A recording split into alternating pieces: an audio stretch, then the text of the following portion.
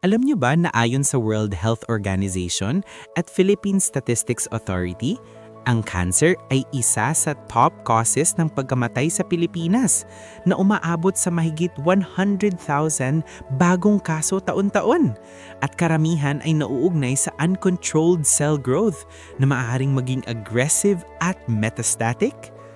Maraming cancers tulad ng breast, lung, prostate at pancreatic ang nagiging resistant sa chemotherapy na nagreresulta sa mas mababang survival rates.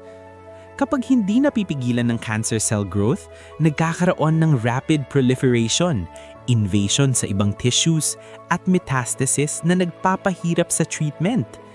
Base sa mga pag-aaral sa PubMed, ang ilan sa mga cancers ay may multi-drug resistance na nagpapataas ng risk ng recurrence at death.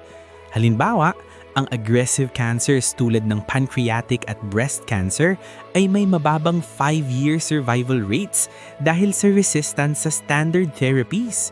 Scary dahil maaaring maging unstoppable ang sakit kung hindi agad naagapan. But good news, may magandang balita. Ang graviola or sour soup ay mayaman sa powerful compounds tulad ng annonaceous acetogenins na nagpapakita ng potential sa pagpigil sa growth ng cancer cells base sa maraming lab studies. Product Benefit Explanation, Scientific Basis. Ang annonaceous acetogenin sa graviola ay nag-i-inhibit ng energy production sa cancer cells tulad ng NADH oxidase sa mitochondria na nagpo-promote ng selective cell death sa iba't ibang cancer types tulad ng breast, lung, prostate at pancreatic. Maraming studies tulad sa comprehensive review sa PubMed 2018 at in vitro tests ang nagpapakita na ito ay may cytotoxic effects laban sa cancer cell lines nang walang masyadong harm sa normal cells, promising para sa natural support sa cellular health.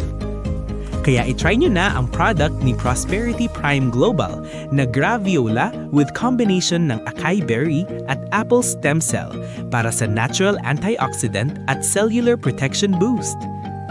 No approved therapeutic claims.